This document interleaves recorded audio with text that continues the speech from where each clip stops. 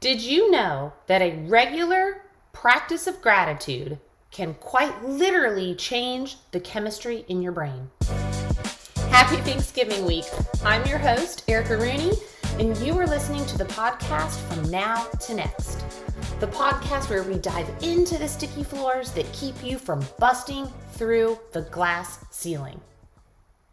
We are full on into that 1 week of the year where everybody is expressing their gratitude, their appreciation, their thankfulness for their health, their families, their careers. But it's not always easy to be grateful. Not when we're headed into this recession with thousands of people losing their jobs right before the holiday. There are people who are out there battling scary health diagnoses, the loss of family members, people in the midst of divorce, and gratitude just seems impossible. It is much easier to be grateful when life is on the up and up. When you've landed that new position, you've gotten a raise, you've gotten engaged, you've watched your kids do something amazing. But what about when life sucks? When you're at your wit's end? When you're feeling just hopeless? Now that's where the practice of gratitude really needs to come in, and it is needed the most. In positive psychology, psychologists have defined gratitude as that positive emotion that we perceive when giving or receiving a benefit from someone or something. When we thank others, when we thank ourselves, the universe, whatever higher power at be, it actually has a healing effect. The benefits of gratitude are endless. It's been shown to make you happier, giving you an enhanced mood, make you more aware. It improves your physical health by helping you sleep better, a stronger immune system, less aches and pains, and even, you guys, optimum blood pressure. Hello, if there hasn't been a reason to be grateful, it is to keep our hearts in check. But people who are grateful tend to have more empathy, they are better communicators, and they have stronger interpersonal relationships. And that makes you a better leader. Gratitude quite literally has the power to rewire your brain. So it's been found that people who express and feel gratitude have this higher volume of gray matter. Now, there's a whole bunch of brain jargon in there that doesn't exactly jive with my HR executive coach brain. But when I read through the study, it found that gratitude wires and fires new neural connection to the bliss center of the brain. It fosters a cognitive restructuring by evoking positive thinking and reduces fear and anxiety by regulating the stress hormone. It also enhances the neurotransmitters responsible for happiness. When we get into the practice of consciously expressing gratitude every day, we help these neural pathways to strengthen themselves and ultimately create a permanent, grateful, and positive nature within ourselves. Now, I want you to think of this like a path in the woods. That path that everybody takes every single day is worn down, it's easy to follow. If you walked up to the woods and you saw that path, you would take it, right? If you are not naturally a grateful person and you have not been practicing gratitude, your path is not going to be worn like that. It's going to be covered in vines, rocks, trees, brush, who knows what, okay? But the more you take it, the more that path becomes visible, it becomes wider, it becomes easier to walk down. So start doing that every single day. Start whacking those trees down, clearing the brush so that gratitude becomes that permanent positive nature. The Mindfulness Awareness Research Center of UCLA stated that gratitude does change those neural structures of our brain. It makes us happier, it makes us more content, and when we activate the reward center of our brain, gratitude exchange alters the way that we see the world and how we see ourselves.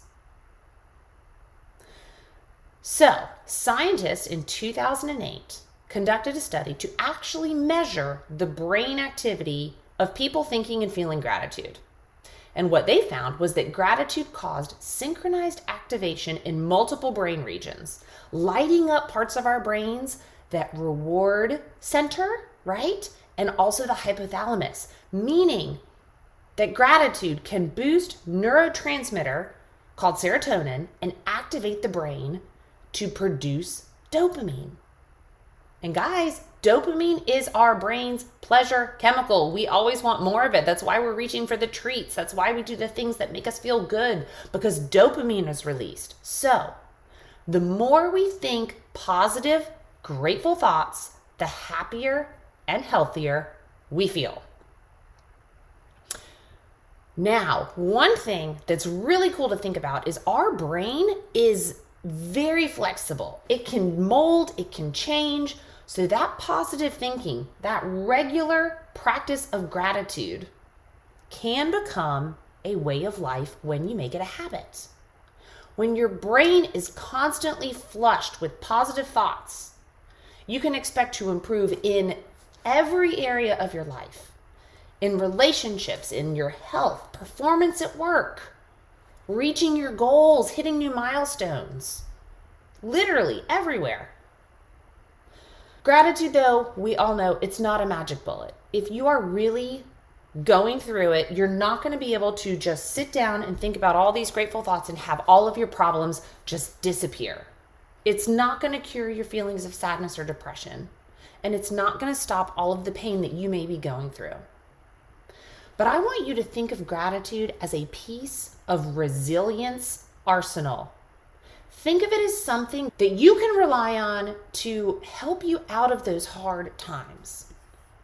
You guys, when I was really stuck in my sticky floor, when I was going through it, having issues in my marriage and just not happy with my job, every single day I would wake up, I would pick up just a plain notebook, and I would make myself write out at least 3 things that I was grateful for.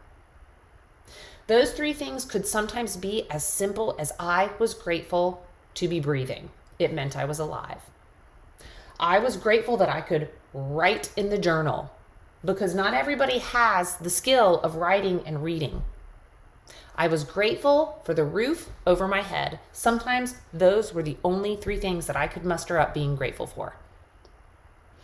And as I practiced that, I could add in more. And I found that on the days that were really hard, those were the days I needed it most. And I would try to make myself come up with as many things that I could be grateful for as possible. When we can find moments of gratitude, we become more resilient. We know that this too shall pass. We understand that we have survived 100% of our bad days. We know that we will bounce back. When we are grateful, we know that if we are being laid off from a job, it's only opening the other door of opportunity. And y'all know my favorite quote from Tunde is, "The beauty of uncertainty is infinite possibility." When you feel stuck in this feeling of uncertainty, find gratitude in knowing that there is infinite possibility on the other side. So with all of this in mind, I am so very grateful for you, friend. I am grateful for your support, for your downloads. 6 months ago, I don't think that I could have imagined that I would be in this place today. But because of you, I am. So thank you. From the bottom of my heart, thank you. I hope you have an amazing Thanksgiving. And this Thanksgiving week, I am so thankful to also share with you my ebook, Level Up Your LinkedIn Content Kit. If you're not sure what to post this Thanksgiving on your LinkedIn, what's too personal, what's not personal enough, if you're not sure how to post in a way that will help you gain meaningful and valuable connections that will help you grow your network and land your next level role, you need to download this book right away. I am not kidding. This is a quick and easy read. It will give you instant results to literally 10x your network. Don't wait. Download it today. The link is in the show notes. And as always, rate, review, and subscribe to the show as it helps those who need to hear it see it first. Have a great Thanksgiving.